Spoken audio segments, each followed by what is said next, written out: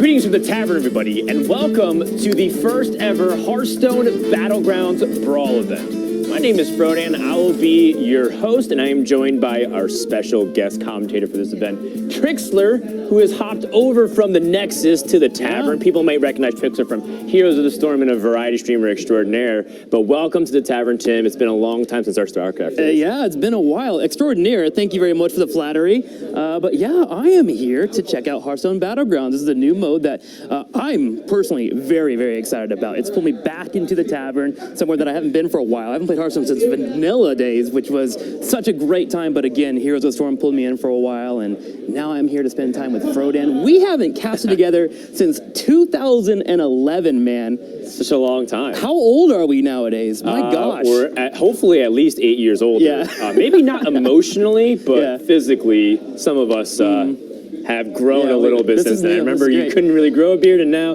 look at you, full man. And now you have a child that you're raising as well. It's fun. Everybody's growing up. And speaking of which, we have some of the familiar faces from around the tavern joining us here today in California. All the classic streamers they used to watch. We have Amaz in the house. We haven't seen him do Hearthstone in a while. Hafu and Dog are back here playing Battlegrounds. It's really exciting. And today we're going to see these 16 players divided into 4 teams play for hundreds of thousands of dollars in the new game mode, Hearthstone Battlegrounds. So before we jump too further into it, let's go ahead and introduce what this game mode is.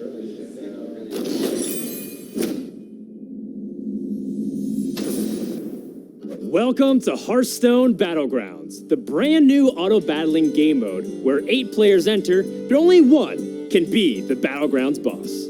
In Phase 1, you select your hero, each with their own unique power that changes the way you will recruit, battle, and strategize against your worthy opponents. Meet Bob, your local tavern keep. Hey, my favorite commander is back. Ready to get started? In Battlegrounds, rather than building a deck of cards, you'll construct an ever-evolving board of minions. Each minion costs 3 gold and is available for hire from Bob. I've got some fresh recruits for you. Your total gold increases with each turn, but does not carry over. Every time you enter the tavern, Bob will present you with a fresh lineup of minions ready to be recruited. After you've got your recruits ready to join you in battle, you'll need to choose how best to arrange minion positions on the board. During the combat phase, you will be pitted against a randomly chosen opponent, and your minions will battle to the death until a champion emerges. Battle onwards until a winner is chosen. Place in the top 4, and your rating will rise. Place in the bottom 4, and your rating will fall. Have a good battle, friend. So good luck, friends, because you're gonna need it.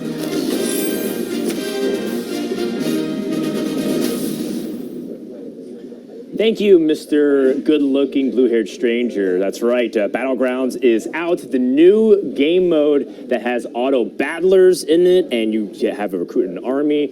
You have a bunch of shopping phases, a lot of decision-making, and it's taken the entire Hearthstone Tavern by storm. Everyone's playing it. My friends list is so populated. I'm like, that's right, I do have friends, Tim.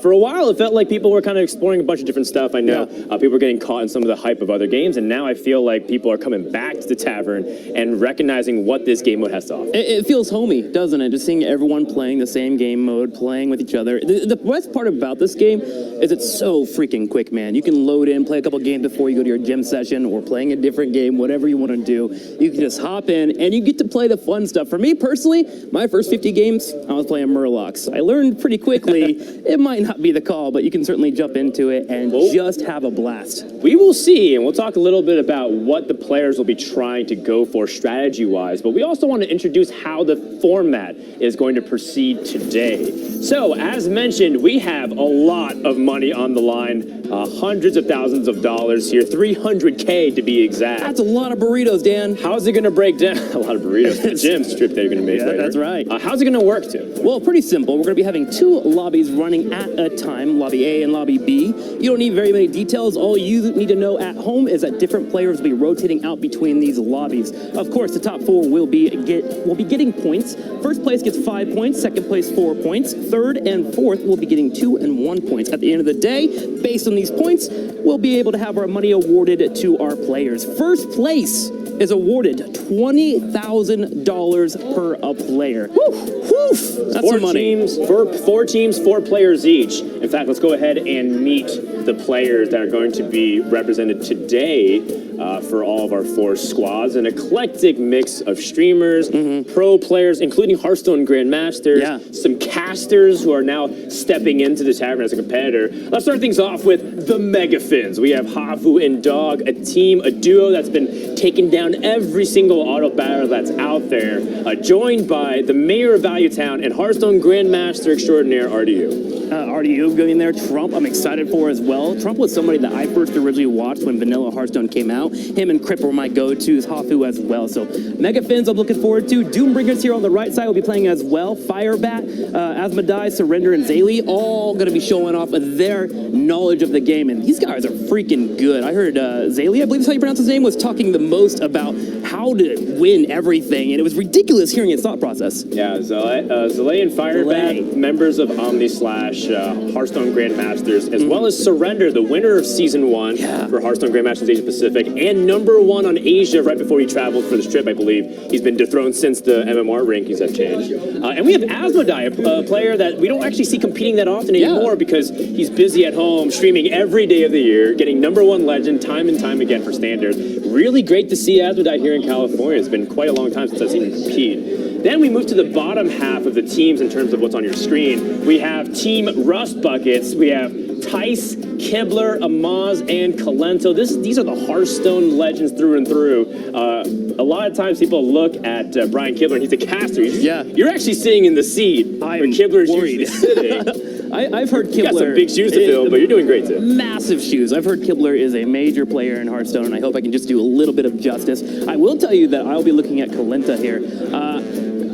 This is my introduction to the Hearthstone community. These are some people that I have never seen before, and I'm starting to learn about them. But Kolento just immediately gravity towards that guy. He is incredibly smart, and I like how savage he is. He just lets you know when you're making a misplay. Speaking of savage, we have Disguised Toast, Regis Kilvin, Choco Bars, and Vins from Team Solari. And these players not only are actually very good at the game, but also dish out some good trash talk. So I hope that we get a little banter between these teams here. And I want to ask you, Tim, real quick, do you have a favorite team that you're looking at as the early front runners potentially? We haven't played a single game yet. Yeah. But what team do you feel like looks the strongest on paper? From all of that knowledge I've looked at, Doombringers are looking pretty freaking strong. But I will say there is a player that I'm cheering for, and that's going to be Regis over here on the right side. Regis Kilvin. Is it the beard connection? It's a beard connection. Okay. He's a really nice guy. I mean, I walked into the room and I was like trying to figure out where I was going to fit in here, and he just walked up. He's like, "Hi, I'm Regis. Nice to meet you." And immediately I'm like, you know what? I'm cheering for this guy, and I hope he does well. And of course, his team. Trump, also someone that I'm going to be cheering for, an old school player, bringing in his knowledge as well. One of the best YouTube stars apparently for Hearthstone as well. That's right. Now there's 4 teams, and leading up to the event, we asked the players to pledge and vote for a specific team. And so now that all the numbers are in, these are the results of the polls. Almost 1 million of the wins that have been going out have gone to Team Rust Buckets, aka Team 2.5 Kolentos. And we have a bonus 25,000 awarded for anybody that's able to get, I believe, 300,000 wins or above. 200,000 wins or above, excuse me.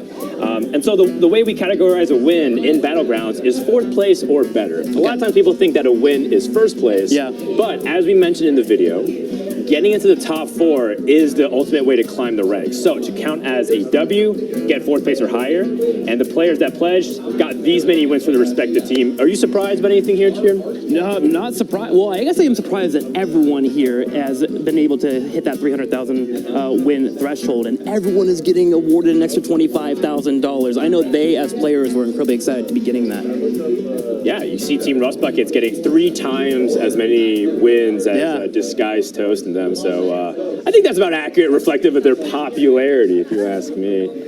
I'm sure Toast isn't hearing me. He's starting a stream and bantering and talking about it. Unless he's going to hear that commentary and then maybe unfriend or unfollow me. I'll DM you. What'd you say about me, Froden? All right, so let's talk about something special that we actually haven't discussed much on social media, is that card reveal season for the Descent of Dragons is about to begin. And so right here on this show, we're actually going to kick off Descent of Dragons card reveals Sure. for the spoiler season leading up to the December expansion. This was announced at BlizzCon 2019, the newest Hearthstone expansion for the Year of the Dragon.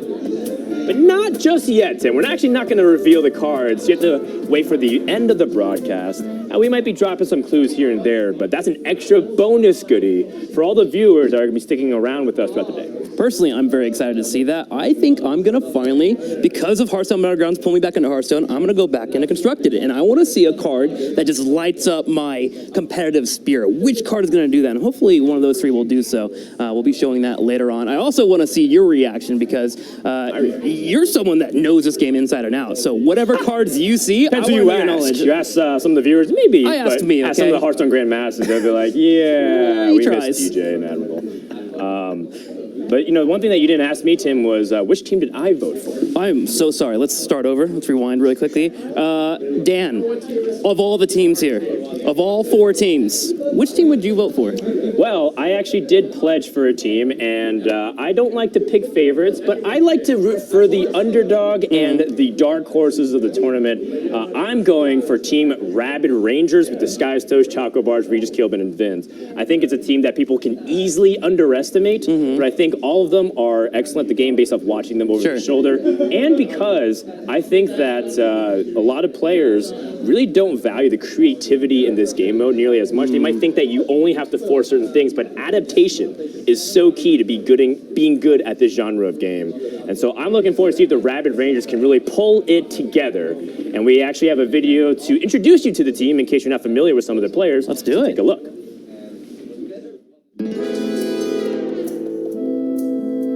Hey, I'm Regis Kilbin. I'm Vince. I'm ex Choco Bars. I am Disguised Toast. We are the Rabid Rangers. Well, Toast, I don't know about you, but I'd say we're probably the meme team, maybe even the dream meme team. We're rabbits. Rabbit. Ooh. We have rabies, and we're gonna bite you.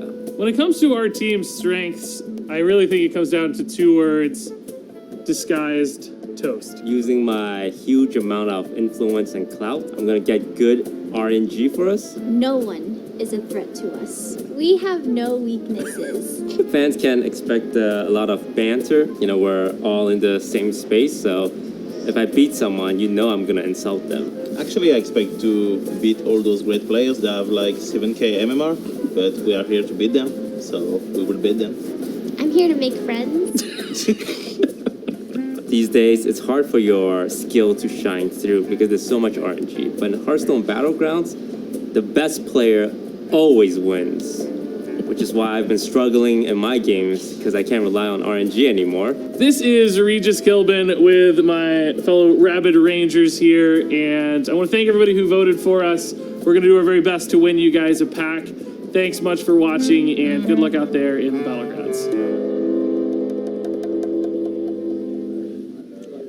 Whew, how do you take down a team with 0 weaknesses, Tim? I mean, some would consider rabies to be a little bit of a weakness, but hey, you know what? Whatever works out for them, you know? Turn it into a strength. Yeah, use that as a superpower. Taking a look at Disguised Toast, what many players are pointing on their team as the killer. But, you know, don't sleep on Regis Kilbin and Disguised Toast's synergy. They've teamed before for a lot of these promotional events. Everyone knows about the Joe synergy, but maybe the silent assassin Vins from Team Solari in the French-speaking community, which, by the way, shout out to the French-speaking community, one of the most passionate fan bases out there in Hearthstone, and frankly, any community. Yeah. They are rabid about this game, and they're really passionate, really cheering for Vince to take it home. I think Vin's also is going to be single streaming as well, but I think he wants to do it with French commentary. So if you're looking for French commentary, he should be doing it on his own personal stream. We definitely recommend checking that out. But I think Vince could be a silent assassin, as you alluded to. I talked to him a couple times. He's a man of a few words, but the words that he says are very stabbed to the heart. Like, here's a point, this is good, this is not good. And so that type of anchor for your team can be pretty strong. Yeah, it's really, really strong. When he says something, it's like, oh, okay, you said that to me. I will go ahead and learn from that. All right, well, another team that we've highlighted, it's actually a team that Tim is voting for, at least pledging for this event, is the Doombringers with Firebad, Asmodai, Surrender, and Zalay. We have a little package about them as well, so let's get to know Tim's team and why he picked them.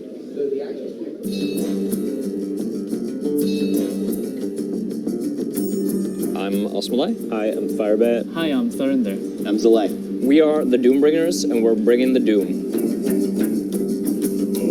Asmo is our leader. He's our captain. He's the MVP. We have Firebat, who is a quick thinker, and he doesn't crack under pressure. Won a world championship. We have Saleh, who is more of the calculated guy, who weighs the pros and the cons before he takes action. Last but not least, we have Surrender, who may be a little bit quiet, but he is the one who has the most skill. So I would call him our ace in the hole. Our weaknesses are that we're too honest, too successful, too competitive, just too dominant in general. I would say our strength is that we're very relaxed. We're going in with this in like a fresh state of mind, and whatever happens, happens. Our strategy is surrender. But not to the opponents. But not to the opponents. Surrender to Surrender's ideas, not surrendering. The fact that this is the first Battlegrounds tournament means we have no idea what to expect. Anything could happen, but probably Surrender's going to carry us to victory. We're Doombringers. Thank you everyone for supporting us, tuning in, and I hope we can give you some great action.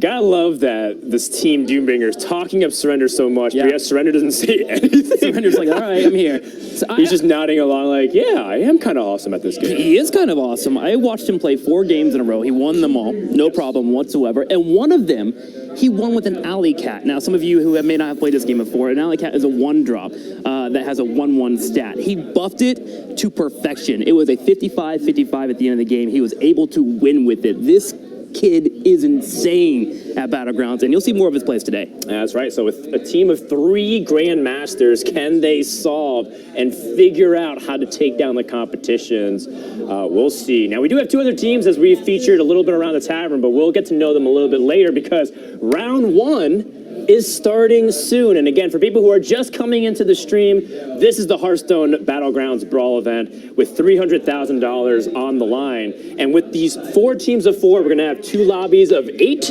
And so with each lobby, we'll have members of the same team in it, but they'll be competing against the other players for a top 4 spot. And I'll be going on simultaneously while we'll be providing coverage. So with round 1 about to start with lobby A, I'm looking forward to see what the early strategies will emerge. Now, one thing we also want to point out, Tim, is that just a couple of days, hey, RDU, a couple of days before the event, a new patch has been dropped. Yes, the game mode released just 2 weeks ago, but a couple of changes have been made very last second. So for those who are experienced in Battlegrounds, we've seen some shifted movement. People were playing things like Junkbot, which is a mech that grows with each mech that dies. That got moved to be more expensive, and some of the cheaper or some more expensive Murlocs became cheaper along with demons. So with the main tribes happening in Battlegrounds, let's find out what happens in this very first ever lobby at the Hearthstone Battlegrounds Brawl event. That's right. Well, we are into the first move of the game. Now, for those of you that are new, what you're going to be doing here is looking for usually one of the minions that you want to pick up. If we're looking over here on the right side, we'll be seeing that Asmodai is the one that we are currently following. He has a hero here called the Rat King. The Rat King has a passive that buffs any hero or minion that is in that tribe. So he'll be looking to play around that switch up that consistently happens every single turn. But usually here you want to get a strong minion, something that maybe gives you a token, which is a spawn that comes out from a minion, and build up and tech up your tavern tier. Now, Dan, speaking of your tavern tier, how can you tell where a player is when it comes to a tavern tier ranking? So the tavern tier is noted right next to Bob. As you can see right here where I'm pointing with my mouse, this 2-star indicates this is the level or tavern tier that you're at, which means at most with your shop, this is the area that I'm highlighting with my mouse right here, this is the shop area, the top half, and you only can get up to a 2-star unit. Now in other auto battlers, you would associate the star cost with the actual gold cost. You would think that would cost 1 and 2 respectively. Nope, that's not the case in Battlegrounds. Everything costs 3, and your gold does not carry over. Therefore, you have to distribute your resources in order to try and access the highest tier possible while being able to bounce how strong your army is. So right off the bat, Asmodai getting a little bit extra damage onto their opponents. Not going to be super consequential. 3 to 4 damage is not a lot. It's when we start hitting for 10 to 12 is where it really starts to hurt. And we're going to see how his strategy adapts based off of the hero power. Again, this king of X tribes is going to swap every single turn, and it's just an added bonus of whatever you buy. So Asmodai would like to buy mechs, but he doesn't have the ability to buy any mechs currently because there are beasts, divine shields, and murlocs on the board. That's not a mech tribe. And so what you start to see here in the beginning is just an early spread of strategy. Asmodai has 2 murlocs in the form of this Cold Light Seer and this Rockpool Hunter, but also has a beast in the form of the Direwolf Alpha. And what's really important in these auto battler games, Tim, as we mentioned in the beginning, adaptation. Don't try to force things immediately into just the Murlocs or just the beasts. Having good spread and options is just as powerful. That was something that I had an issue with when I started out. I would still consider myself to be barely an average player, but I really focused on trying to build out synergy and trying to get my tribe built up in the early game. That's not really a major feature for a lot of the players playing in today's tournament. What they're trying to do is flood the board, which you can do by getting multiple units, just toss on the board, get some decent stats going. You're allowed up to 7 minions on the board at any time. So looking to flood the board here as we were witnessing for Asmodai. Let's go ahead and switch on over to Hafu here. Yes. As Hafu is also doing the same. She has a few death rattles baked into her kit, which will allow for her to give out divine shields. And divine shields are instrumental in this game mode. They allow for you to trade up. You're looking to make sure that your 1 card doesn't trade for a 1-for-1. You want a 2-for-1. In later stages, 3-for-1 if possible. That way you can deplete your opponent before you fall off. All right, so immediately for our experienced Battlegrounds player, we're going to explain what Hafu's trying to do here. As you can see, she has 2 micro machines, which are these little red robots here on the board. Little guys. They grow with +1 attack at the start of each turn, which means that the longer you keep the micro machines on the board, the more powerful that they'll grow, so you want to get them early. This is fantastic for Hafu. However, when you play Battlegrounds, you're going to discover a mechanic of tripling up. And when you get 3 of a kind for a specific minion, you get an upgraded version of it, and you get to get something called a triple reward, which lets you discover a minion from a tavern tier 1 star higher than you currently are.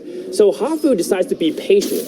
Instead of buying the micro machine immediately and getting a 4-star unit, because again, you would get whatever your tavern tier is plus higher, she's able to go for 1 above, and with this Yoxer on hero power, lands the micro machine number 3. That's incredible. She had a 25% chance there to get that hero power, which of course gives out a buff on the character that pulls forward. She is allowing Yogg to control this game. She gets the upgrade, and she's already looking for a 5-tier upgrade. She went ahead and popped her tavern tier before playing that card as well. She now has the option of Voidlord, Brand's Bronzebeard, or Baron Rivendare. All high impact cards. All amazing cards. If she wants to go for buffs, Bran is typically the way that you would pick up a character here. That way your battle cries are amplified twice. So now that Zubat, for instance, gives out a 1/1 to a beast or a Murloc or a beast.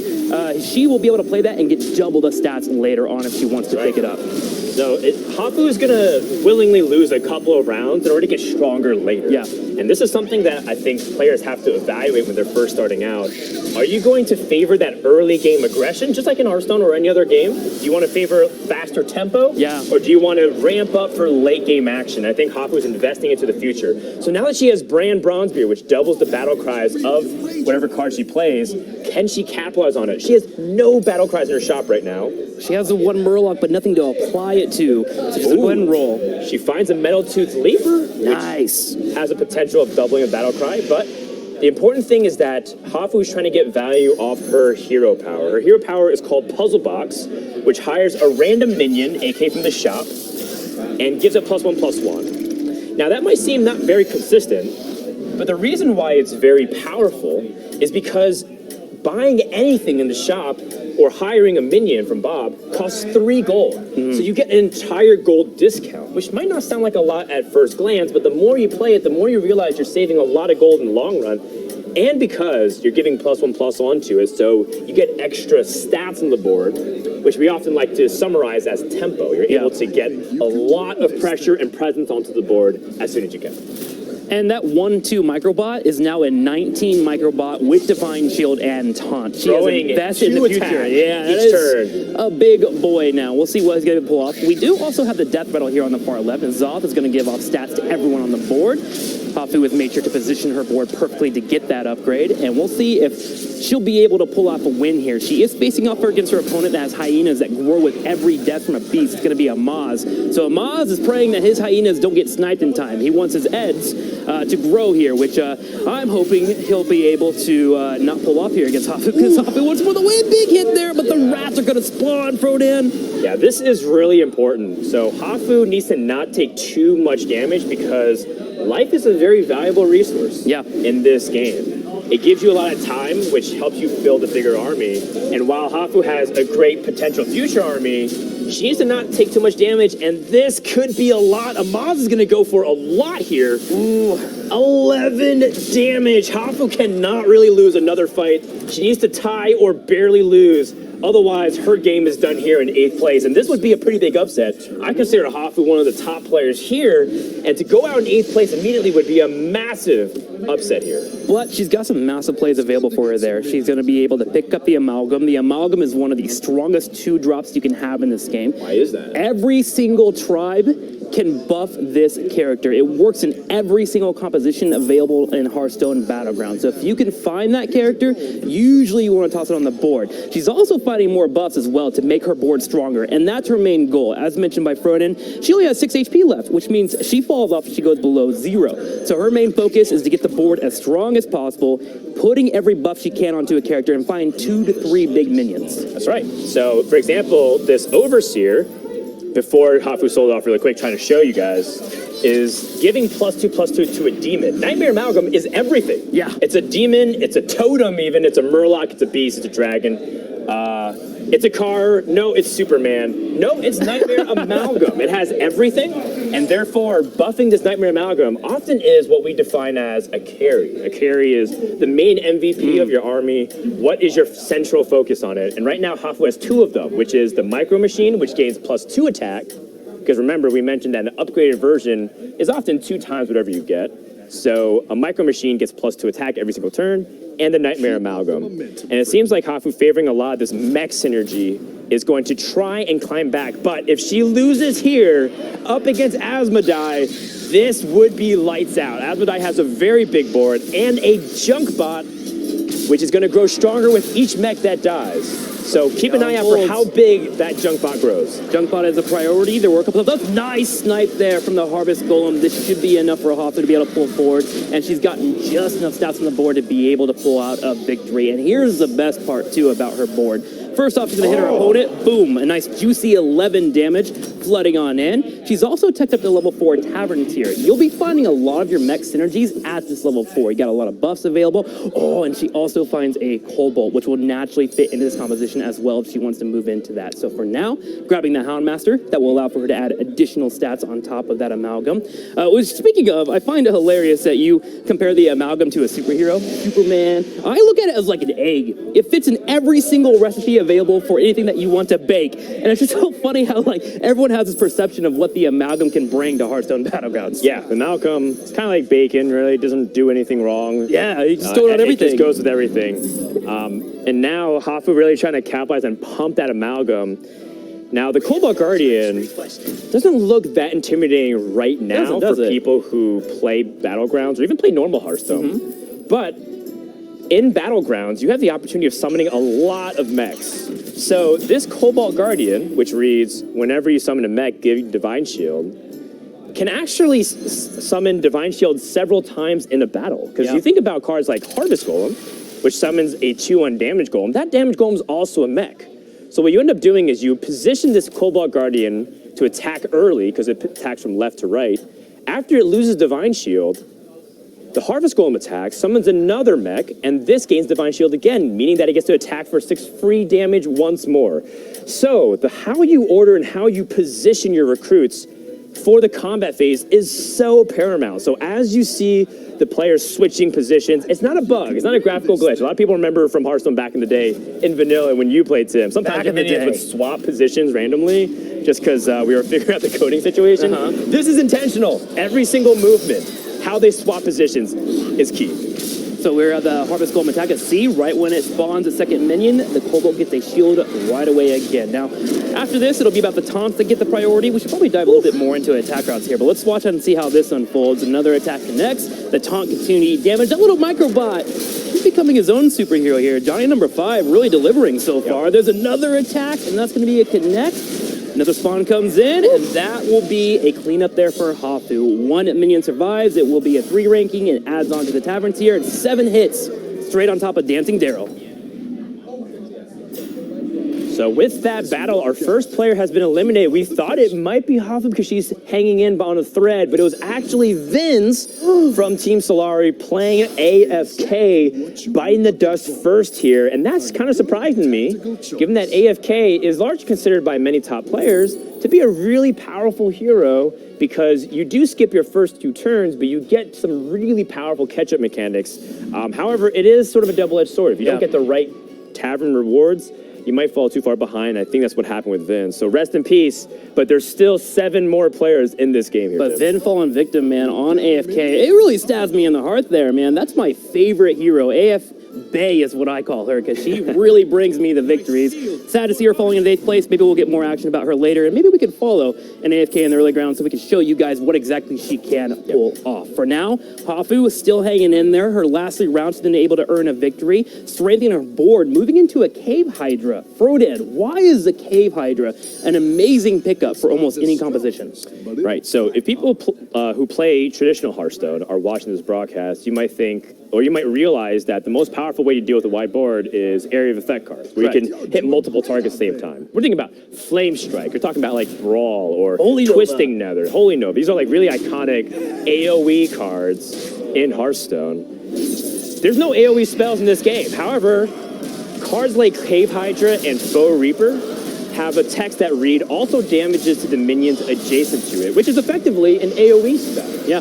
And so if you're able to get AoE spell, you're able to sometimes even snipe the really valuable units and try to shut down your opponent from being able to get their first attack off with that really crucial leading minion. Something to point out here, too, you see Kel'Thuzad as the opposing member here on the board. Remember we talked about Vin's falling victim and falling out of this match here so far. You do face off against opponents that may be a bot. It will take over a mirror of what their board was currently, and you face off against Kel'Thuzad. So it's actually a pretty nice free win, if that makes sense, if you built your board up strong enough, which will allow for you to be able to either tech up or get your board a little bit stronger. And that's something that you can notice in the far left. You always know who your next opponent is going to be. So strategical decisions like that will help out. So 2 things I want to point out here. We have another player eliminated. It's the Rat King that was played by Asmodai. Oh. So Vince from Rapid Ranger, Asmodai from the Doombringers, biting the dust early. There's no punishment for getting bottom 4. You just get no points. So Hafu, even though she's down to 6 health, she's been stabilizing. And with this Brand Bronzebeard keep, she's been able to double up her battle cries, but I think she's realizing she wants to invest a lot more into her current board because we are entering that territory where everyone's getting very strong now. Yeah, and her finding a junk bot is what's making her decide to go full-on mech. Finds a second Cobalt as well.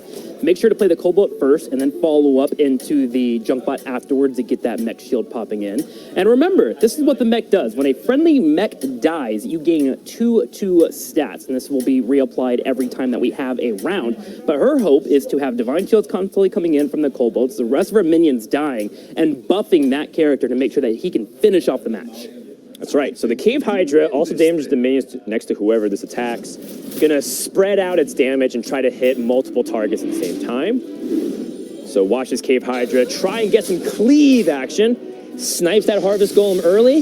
Helps get that death threat out of the way. But that Divine Shield landing onto her poisonous amalgam, that is not what Hafu needs.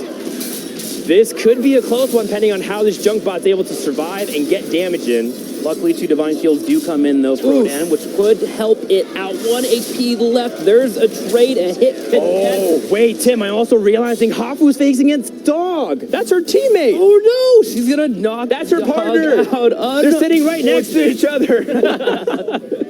Did she taunt? We have to look. Did she point? Did she point? Nope. Hafu just stone cold, staring straight into her monitor.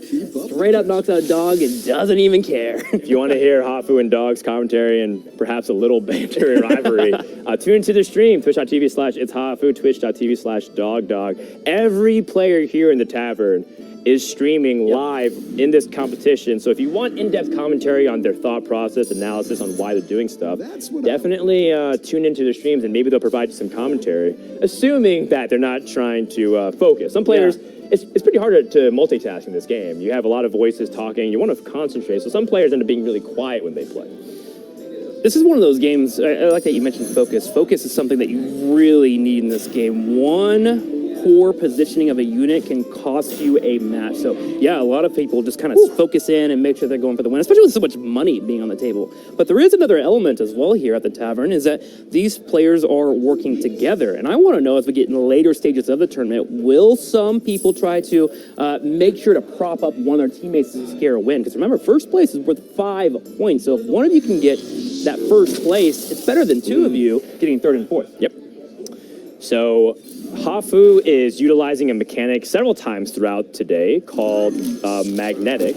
Magnetic is a mechanic exclusive to a Hearthstone expansion called the Boomsday project. And what it ends up doing is if you play a minion to the left of a mech minion, you're able to attach it like a spell buff. But if you play to the right, it's its own entity and its own minion on the board. Now, in normal Hearthstone, when you play like Standard and Constructed and Wild and Arena, you often want to make that decision best based off the game state. However, in Battlegrounds, because you have such a limited board space, you want to stack your minions tall and high. Yeah. So you can see Hafu with her Nightmare Amalgam. We mentioned that it's the carry. Look at how many buffs are on this thing. It's a pretty juicy buff. But it's important because if it has Taunt, everything is going to attack into it. So with Poisonous, Divine Shield, a bunch of stats, it's going to kill everything that it touches. So Hafu is doing the very important thing of stacking her minion, but she needs to survive this fight, and going against Amaz with a really powerful beast comp is going to be a tall order. Yeah, because he's playing George, and George has the hero power of providing a Divine Shield for the rest of the game, and he's put that on his hyper carry, the Hyena.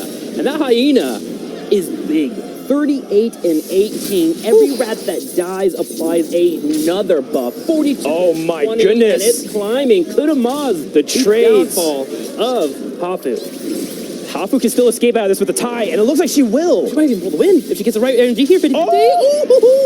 She connects it and is able to survive. She's been clinging to this mountain for the last 6 turns.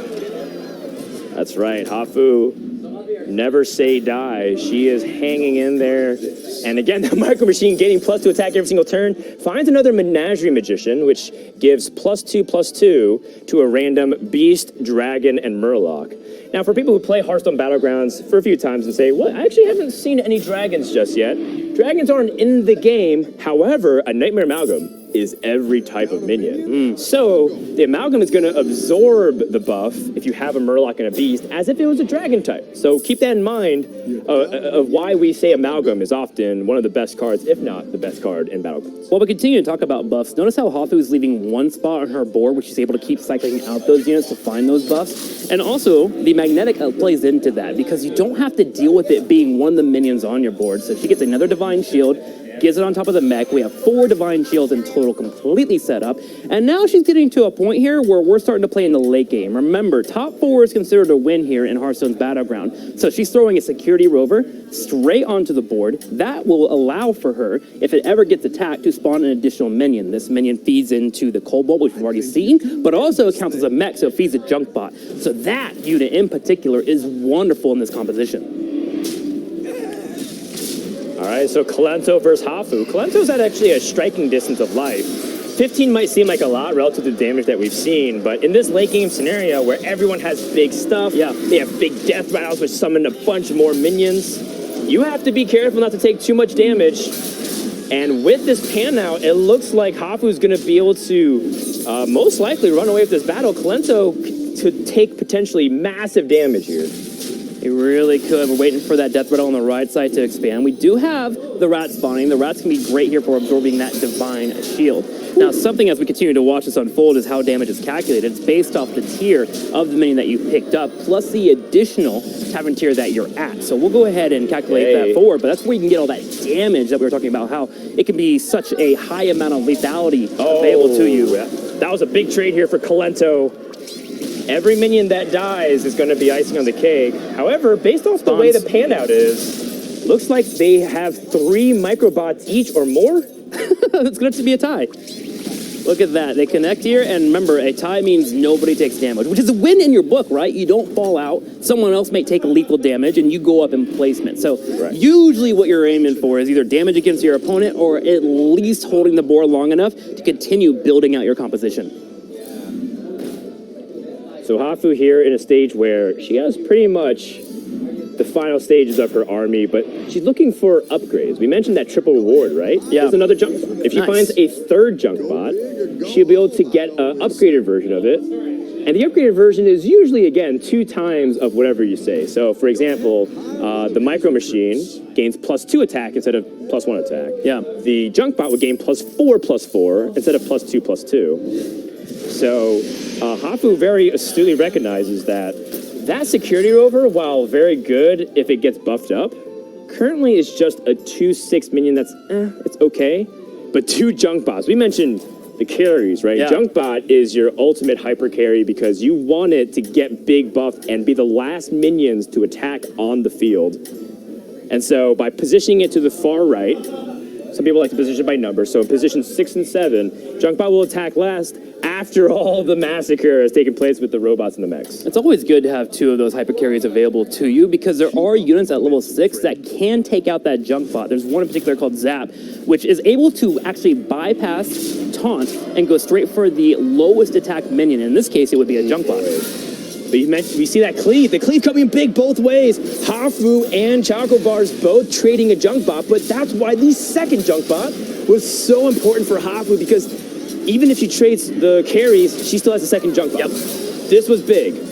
And now Choco Bars at 11 health, Hafu at 6. Again, this could be a game-deciding moment. And with 5 players in and only 4 spots to give points away, whoever goes out first here, it's a big swing in the potential standings of how it shapes up the rest of the day. Yeah, any person here could fall out of the game, so you're looking for very efficient trades, and it's looking like Hafu might be able to pull it off. Yeah. If she can keep all of these units up, she'll be able to hit for a big hit, but will it be enough to secure the kill against Choco?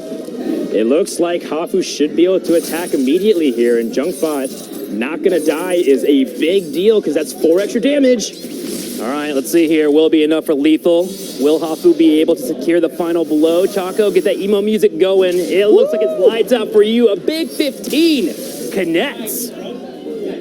And with that, the top 4 has been set. Hafu has survived. Choco Bars from Rabid Rangers has bitten the dust. And it comes down to just a few remaining. Now Hafu aggressively trying to refresh her shop. Finds a 3rd amalgam. Nice. That's going to be an upgrade for her. She'll pick it up. It will add all the stats combined.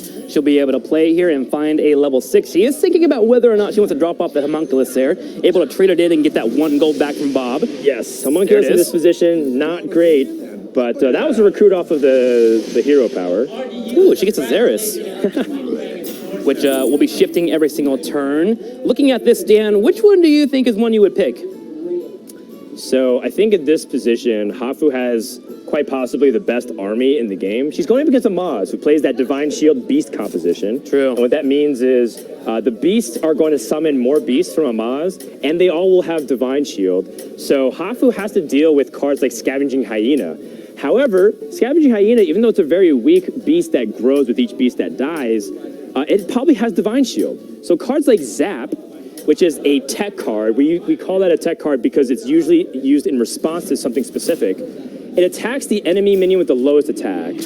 In this position, sniping things like Baron Rivendare, it's going to be a little bit trickier because of Divine Shield. So Hafu doesn't have use for it immediately, but she's holding it in the back pocket in case she does.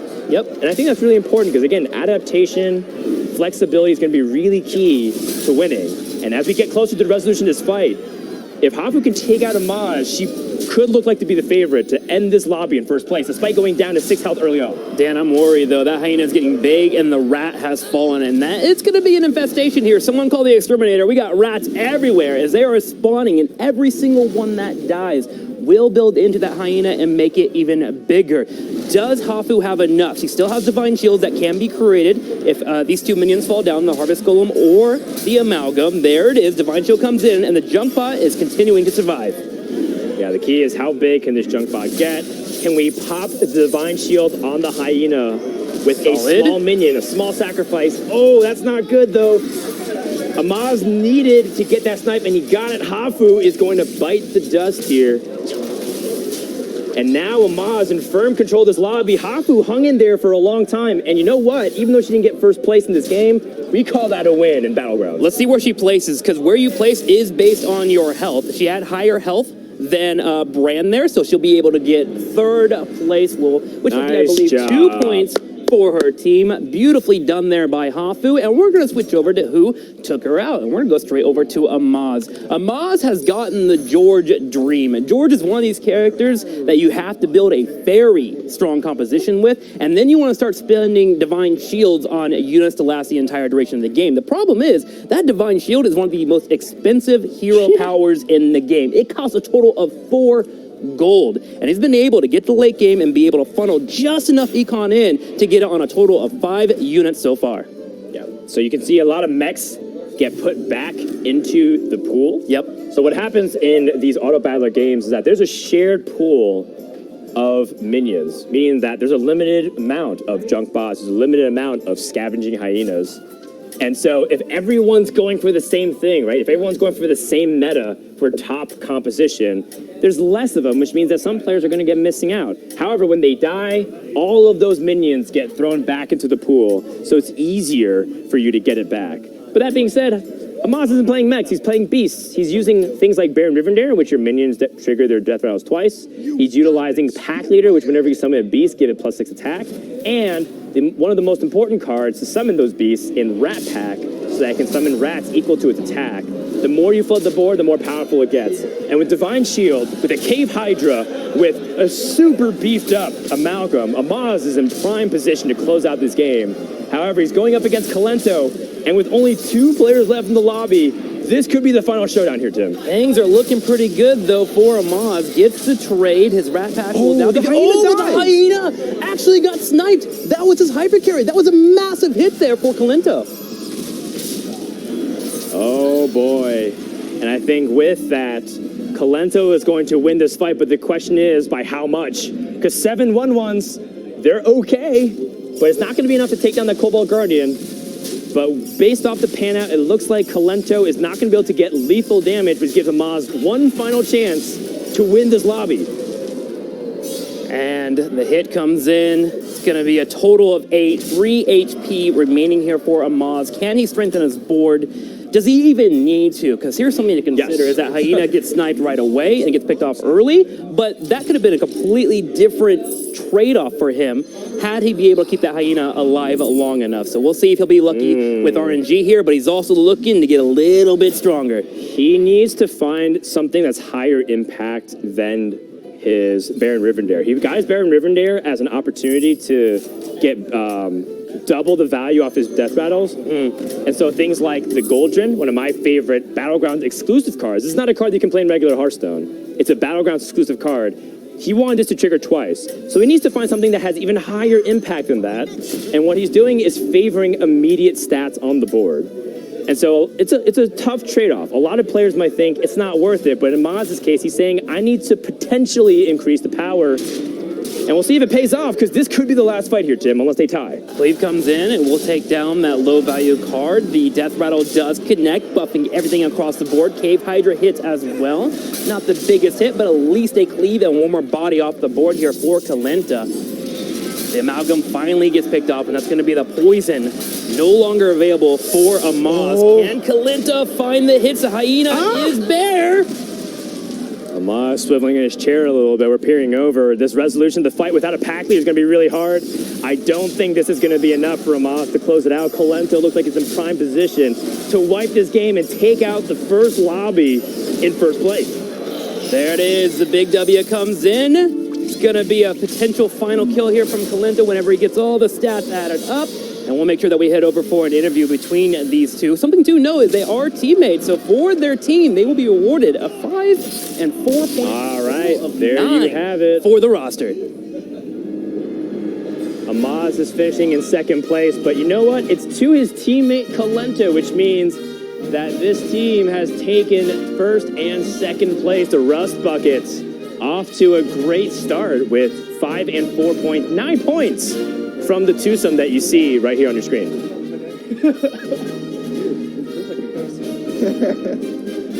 All right, I am here with Kolento and Amaz, teammates, by the way, playing together in the first match. Kolento, you pulled out the W, but were you a little bit worried? Because Amaz was running the super buff hyena strat. I shouldn't be worried about my teammate. If he wins, it's fine, right? Yeah. So at that point, when it became the final two, you were just looking at it like, whatever, we both get points, it doesn't matter? 11 points in total. Of course. Okay. I mean, it matters for me. It matters for him. But technically, it doesn't matter. There's no pride there in just beating Amaz, period, or are you just all about the team? Of course there is. Yeah. But technically, it doesn't matter. I want you to tell Amaz how you're feeling about beating him, though. Just be honest. Pretend he's not your teammate. Just let him have it. It feels just like as beating anybody else. It feels good. Amaz, what do you say to that? I'm really glad we won first and second place, honestly. There was one match where we were facing each other, Yeah. and we were really low health. So we're like, okay, how do we organize minutes so that we like tie? And then we were like, forget about it. We don't know. So then, yeah, that was good. I only been by like a little bit. Okay. So then that was good. Because if I kill Kolento, then his menage can't really ramp up. No, totally makes sense. Okay, so you guys have gotten the first win here today so far here in Hearthstone Battlegrounds. My question to both of you, we'll start with you. Can you repeat that success throughout the tournament? Well, we got first and second in the rehearsal. We got first and second now. Of course we can. Amaz? Just like Hearthstone, like Kolento said, yeah, easy. Wow. Well, super easy for them, they say. Now, we do have other lobbies running as well. Lobby B is currently happening, but I'm going to send it over to Dan really quickly as we prepare for our next matchup. Thank you very much, Tim. As we checked in with Kolento and Amaz, looks like they're in pretty good spirits, and rightfully so. First, second place, you literally can't do better than that. But we do have some other things going on in the tavern. Lobby B is also going on simultaneously. Quickly recapping, Kolento, Amaz, Hafu, and Firebat being the top four with Chocobars, Dog, Asmodai, and Vins in the bottom four. Don't worry, for all the fans of 5th through 8th place, they will get another chance for playing multiple lobbies throughout today. But I'm also curious, Tim, as you're joining me once again, what is happening in Lobby B with other players like Disguised Toast, Surrender, Zalay? We have a replay package to show you what's actually happening in these other brawl games. Well, let's check it out here. We're going to take a quick look at RDU, has been building up that Light Fang composition. Oh my gosh, I didn't know Battlegrounds could be faster. I think this is the game mode and animation length that a lot of the hardcore players want. Yeah. They want, like, why is it taking so long for my minions to attack? Let's just play it in 2 times speed. Honestly, I feel like a lot of players would just play this game in spreadsheets if they could, but I personally love watching all these animations and everything colliding. It makes me feel good about myself, man, all those dopamine hits. But regardless, it looks like RDU is actually just cleaning up this lobby. He has an incredibly strong board. He has a 60-60 crowd pleaser, which is something that a lot of people usually don't pick up at that level 3 tavern tier, but he's been able to grab it early, and it looks like he is just running the table. Yeah, the Nefarian Hero Power, that's the name of the dragon that RDU is playing. The Hero Power is for 1 gold, you deal 1 damage to all enemy minions, which means that Divine Shield doesn't work against Nefarian, at least at first glance. And so RDU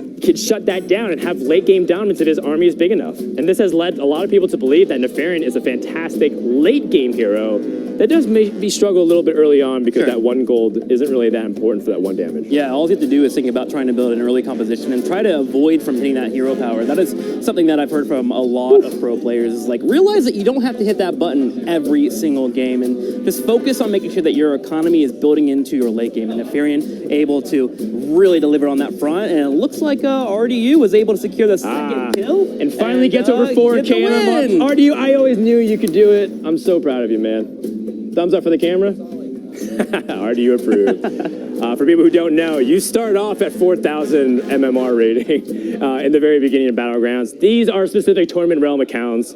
RDU is actually like a 7K player, one of the top ranked players in Europe. So he's super strong. It's just memes and jokes. When I was prepping for this tournament, I went and watched his stream, and I think Regis probably the most. But RDU, the way he just thinks about the game, it's so quick, it's lightning fast, and it's very econ based. It's always about how can I squeeze out that one gold, even if it comes at the cost of missing out some stats in the early stages of the game to make sure that he can build for later on. He's an intelligent player, so definitely keep an eye on him. Yeah, I know that impresses you a lot. I've watched Heroes of Storm casting where everyone's a literal rap god. Yeah. And they just, shout. And Yeah. he's going ham on the corner. You have to. There's so much action and so much going on. RDU would be a great Heroes caster. He definitely can speak Anytime he 100 wants words to. per minute or faster. I don't even know. But taking a look at how the standings out for RDU taking first place, what happens for second to fourth place? You saw Disguised Toast getting second.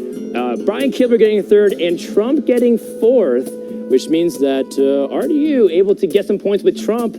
Two players on the same team, once again, top four. How much pride do you have there seeing Kibler scoring third there, getting 2 points? At this point, Kibler is a triple threat. He's this is, I think, the third game he's competing in like a month. And he's streaming, he's casting, he's creating content. He's a dog owner. What can't this man do at this point? Yeah, I feel like a lowly mortal just standing next to him, man. That guy just delivers on all fronts. Also, Disguised Toast, someone that we were a little bit question marky about how he would do in this tournament, earning second place and getting 4 points right away for his team. He's trying. He's the only member of the Rabbit Rangers scoring this round.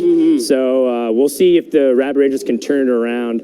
But if I know Toast, second place isn't good enough for him. I think his ego can't handle it. So he's going to be pushing for first place for the rest of the day, or his chat's going to remind him about being second place. And you know they will, man. Twitch chat, they can be savages. They're the best players in the world, and we'll never match up to them. That's just how life is. It's a lesson that we've all been learning for the many years that we've been doing esports. It's about who has the last laugh, right? Who has the consistency. A lot of people can get a really powerful composition early on and snowball it into a victory, but who can be the ones that adapt to the bad scenarios, right? Yeah. We saw Surrender getting sixth place. Was that a bad game? Was that just a couple of mistakes? Sure.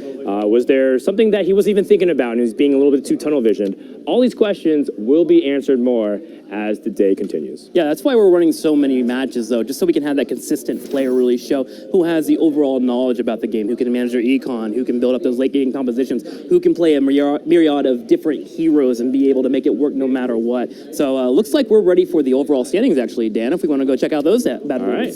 So with that, Rust Buckets, Team 2.5 Kolentos are in first place with 11 points. The Megafins at 8 points. That is Dog and Hafu's team along with Trump and RDU. Rabid Rangers featuring Disguised Toast is 4 points. And the Doombringers, I voted for that team. yeah, not a great start. All right. But it's not about how you start. It's about how you finish. Scoring the 1 point, but 1 point from Firebat's fourth place. you know, Firebat, bless him for being able to pull it off. Those We'll see. that cold-hearted eyes able to pull through on a victory, and we'll see if Doombringers can pull it on back. All right, so with that, the first set of lobbies have been written into Hearthstone's Eternal Lore. We're going to take a break, and when we come back, we're going to find out what happens in lobby number 2.